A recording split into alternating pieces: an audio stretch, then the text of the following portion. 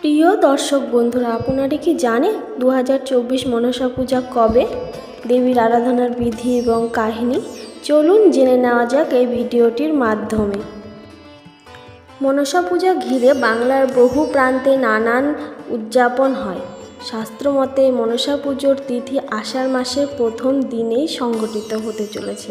মূলত বর্ষায় গ্রাম বাংলায় বেড়ে চলে সাপের উপদ্রব, আর সেই সর্পকুলকে তুষ্ট করতে সর্পদেবী মনসার পুজো আয়োজিত হয়। চলতি বছরে 3টি তিথি শুভ রয়েছে মনসা পুজোর জন্য। তো দেখে নেওয়া যাক চলতি বছরে মনসা পূজার তিথি কবে। মনসা পুজো 2024 মনসা পূজার তিথি জুন মাসেই রয়েছে।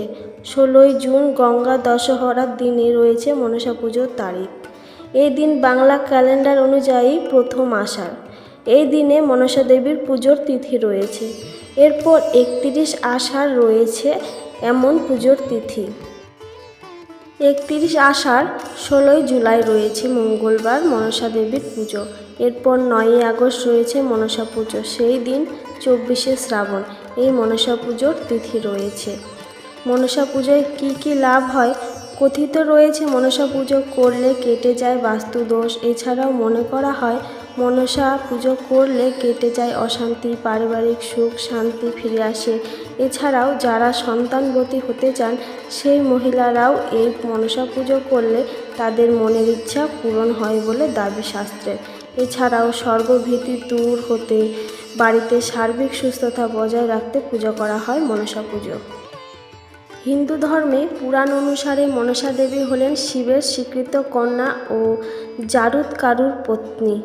কোনো ধর্মগ্রন্থে আছে শিব নয়, ঋষি কাশ্যপই হলেন মনসার পিতা। মনসাকে ভক্ত বাৎসল্য বলে বর্ণনা করা হলেও যিনি তার পূজা করতে অস্বীকার করেন তার প্রতি তিনি নির্দয়। জন্ম সংক্রান্ত কারণে মনসার পূর্ণ দেবীত্ব প্রথমে অস্বীকার করা হয়েছিল। তাই মনসার উদ্দেশ্য ছিল দেবী হিসেবে নিজের কর্তৃত্ব স্থাপন করা এবং একটি একনিষ্ঠ মানব ভক্ত মণ্ডলী গড়ে তোলা। বাংলায় মনসা পূজা সাধারণত মনসা দেবীর মূর্তি পূজা হয় না।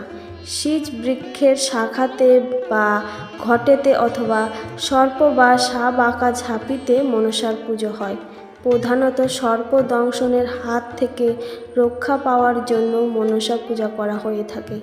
বাংলায় বণিক সম্প্রদায়ের মধ্যেও মনসা পূজার বিশেষভাবে প্রচলিত। কেননা চাঁদ সওদাগর যিনি প্রথম মনসা পূজা করেছিলেন তিনি ছিলেন একজন বণিক। এই কাব্যের নায়িকা বেহুলা সাহা নামক এক শক্তিশালী বণিক সম্প্রদায়ের গৃহে জন্মগ্রহণ করেছিলেন, আর সেই কারণে বণিক পরিবারে মনসা পূজার তোড়জোড় খুবই ধুমধামভাবেই হয়। আষাঢ় মাসের পূর্ণিমার পরে যে পঞ্চমী তিথি থাকে তাকে বলা হয় নাগপঞ্চমী। নাগপঞ্চমীতে উঠোনে শীজ গাছ স্থাপন করে মনসা পূজা করা হয়। ভাদ্র মাসের কৃষ্ণ পঞ্চমী পর্যন্ত পূজা করার বিধান রয়েছে।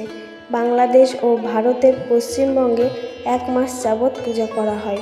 শুধুমাত্র শেষ দিনে পুরোহিত দিয়ে পূজা সম্পন্ন করা হয়, যেমন অনন্তনাগ, শেষনাগ, পাশকী নাগ প্রভৃতি। উদাহরণস্বরূপ বিষ্ণুর মস্তকের ওপরে থাকেন শেষনাগ। ভাদ্র মাসের কৃষ্ণ পঞ্চমী পর্যন্ত যে মনসা পূজার বিধান রয়েছে সেই পূজা অনেকেই বাড়িতে রান্না পুজো হিসেবেও অনুষ্ঠিত করে থাকেন। এই দিন মনসা পুজোর বিশেষ রীতি প্রচলিত আছে। তো প্রিয় দর্শক বন্ধুরা, আজকের ভিডিওটি যদি আপনাদের ভালো লেগে থাকে তো অবশ্যই একটা লাইক করে কমেন্ট করতে ভুলবেন না। আর যারা এই চ্যানেলটিতে নতুন আছেন তো প্লিজ চ্যানেলটিকে সাবস্ক্রাইব করে দিয়ে পাশে থাকা বেল বাটনটি প্রেস করে দিবেন, যাতে আমার চ্যানেলের ভিডিওগুলি আপনাদের মোবাইলে খুব সহজেই পৌঁছে যায়। তো প্রিয় দর্শক বন্ধুরা, আপনারা সকলেই সুস্থ থাকুন, ভালো থাকুন, সবসময় মা মনসা দেবীর নাম নিন।